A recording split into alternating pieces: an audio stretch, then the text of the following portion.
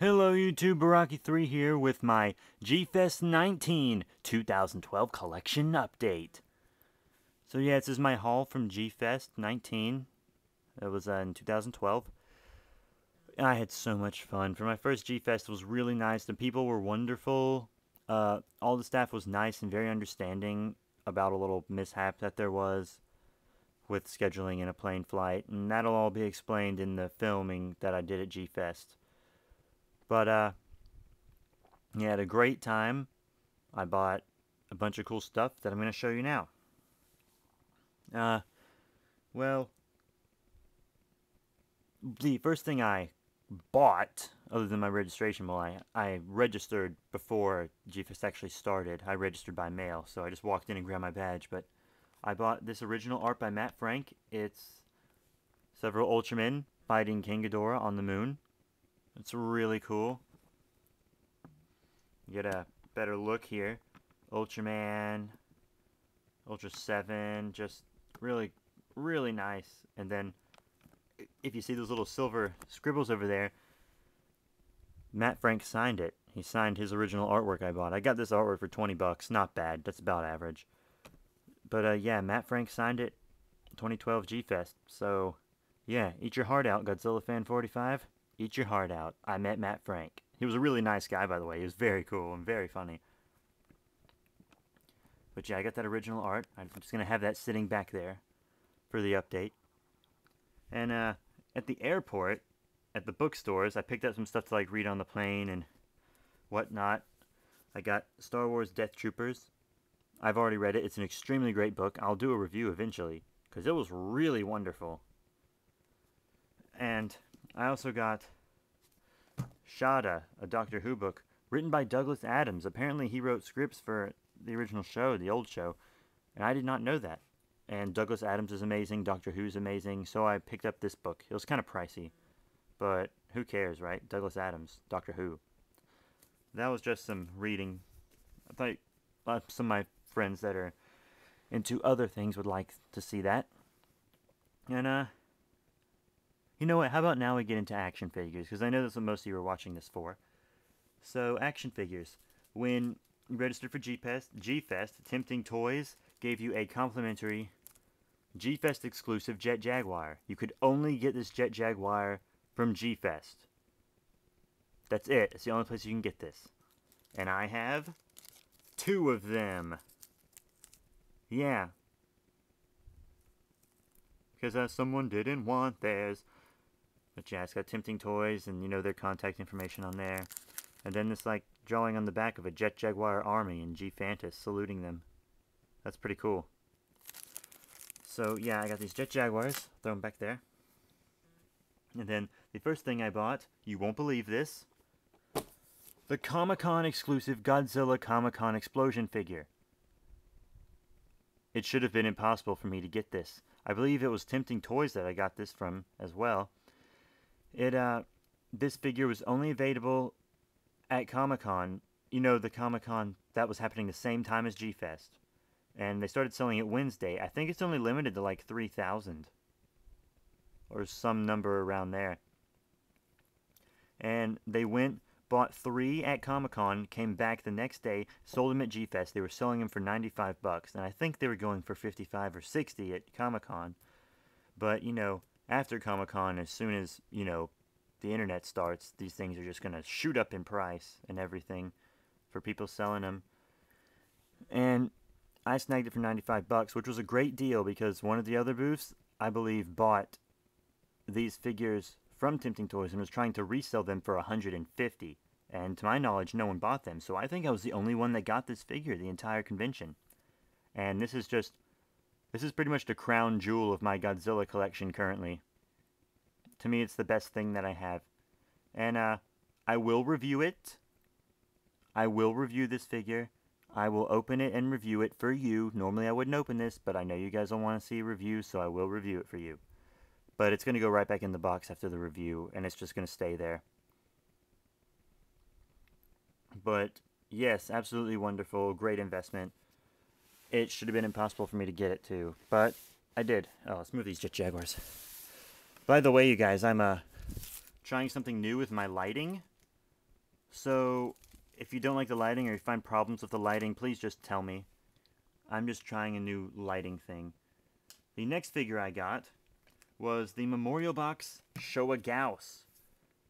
Yeah, I got him for $5 cheaper at Radioactive Toys because of this leg problem he has. You see it? Well, I'll get to it in the review. But I don't really care about the leg problem. If you just kind of stick this leg out some, then he stands up perfectly straight. But yeah, I got him with tag and everything. So, pretty nice. I was hoping for a Showa Gauss. I almost got the 8-inch one too. But I figured one was enough. I might get the 8-inch one later. The next figure I got was pretty rare. I went around searching for prices for it, but as I was going around searching for prices, they were selling like hotcakes. It is the Toys Dream Project Titanosaurus. Very beautiful figure. I couldn't get with the tag or anything because the tag sold out, and they had the box sets, but the cheapest box set I found with it in the Godzilla was $175, and I just didn't care about the Godzilla or the box enough to do that, so I just bought him separately. He has some paint scuffs and stuff, but I got him for market price, so... And he was the last one at G-Fest that was not in the box set, and I just wanted the Titanosaurus. So I got Toys Dream Project Titanosaurus. The next thing I got is a newer figure, and it was only like 20 bucks. It is Hyper Zeton. Yeah, from the Ultraman Saga movie. I was going to get the final form of Hyper Zeton as well, because they're both at the same booth. And I bought this guy, and I was in my hotel room watching Demajin or something. I think it was Demajin. Demajin was on all the time. Some Demajin movie was like always on. And I was like, I think I'm going to go back and get the final form as well.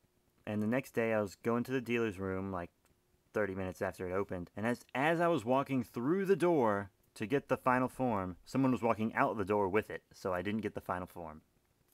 But hey, I got Hyper Zeton. That's pretty cool. So... stick him right over there. Then another figure I got, he's pretty large. He's an 8-inch scale and a theater exclusive. Because I wanted to get a theater exclusive figure. I got the theater exclusive GMK Godzilla with tag. Isn't he great? I just love the clear black. Like if he was a clear yellow or something, that'd be stupid. But clear black looks great. And the tag has a protector on it. I'm going to leave the tag on this figure since it's a theater exclusive, but I'm going to take the tag off my Gauss and my other figures that have tags on them. So put this guy over here. Looking good, looking good. Alright, now my next figure I got from, I believe, Tempting Toys for 50 bucks. Not half bad. It is the Gabara from y-msf. Normal paint job, open mouth version. Really nice. It came in like a little plastic wrap thing, but I took it off for this video, obviously. I actually really like this guy. I mean, he's not the Matt Frank Gabara. We can't all be Godzilla Fan 5 now, can we? Yeah, I really love your Matt Frank Gabara, by the way, dude. It's really cool. Even though, you know, I have his signature. Oh, suck it! But yeah, that is, Gabara. Pretty fancy. I'm gonna stick him right there. No, I'll stick him over here. There you go. Now, my next figure is one I was thinking about getting on eBay, but I decided not to get it because on eBay he was overpriced. But I got him for 25 bucks, and he's in excellent condition. Excellent condition. It is Godzilla from the Godzilla vs. Megaguirus set. You know, the set that comes with Godzilla, Megaguirus, Meganula, and Meganulon. That set, well, the set was expensive, and I didn't really care for the Megaguirus or the Meganula or Meganulon. And Megaguirus is a really common figure for when I inevitably get one. But I just love the spines on this guy, which is why I wanted him, for those beautiful spines. And I did get him. So that's really great as well. Just kind of stick him, where do I want to put him? I really don't want to block anyone's view of the Comic-Con thing, because that is just the best thing ever. You know, you can go right there. Makes the spines look better in the light. And the next figure is a figure I've been eyeballing for a long time, and every time I saw it at a booth, I picked it up and looked at it. And the guy I got it from, I got like at least more than half my figures from Radioactive Toys. And he gave me a break on this guy. He gave him to me a little cheaper because I bought so much stuff from him. With tag, as you can see here, my 50th anniversary Final Wars Anguirus with this red and brown paint job. And I absolutely love this paint job. I had to have this figure. It's beautiful, but I did price shop for him, and Radioactive Toys really just had the best prices for everything. I'm not even gonna lie. But yeah, let's put him right there in front since he's on all fours. Now the next figure takes up a lot of space, and I got a great deal on him. Everyone was selling him for like $50 or $60, but I got him for $35 with tag attached. Yeah, it is Cretaceous Ghidorah from Rebirth of Mothra 3. Now this is a treasure. I love this figure. It takes up a lot of shelf room with the tail. I had to break the glue seal on the tail just to fit it in the suitcase to get back home. I mean, dang, he takes up some shelf room. It's mostly not because he's big. It's just because he's sticking out everywhere. But yeah, let's put him. God, where am I gonna put this guy? Here, I'll put Anguirus up top there, and I'll put this guy. I'll put him in front of Zeton. So there's Cretaceous Ghidorah. And there's Gabra.